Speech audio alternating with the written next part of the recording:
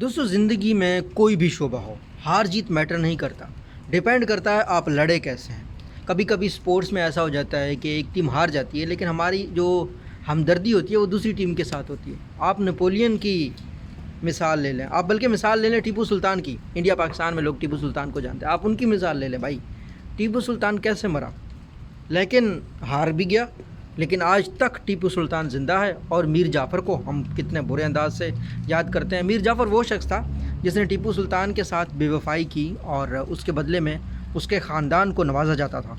लेकिन भाई मीर जाफ़र की जो दूसरी नस्ल थी, वो जब दरबार में वजीफ़ा लेने जाते थे तो ये पुकारा जाता था कि मीर जाफ़र गद्दार के घर वाले वजीफ़ा लेने आए हैं। तो अब तो शायद उनकी वो नस्ल ही नहीं रही।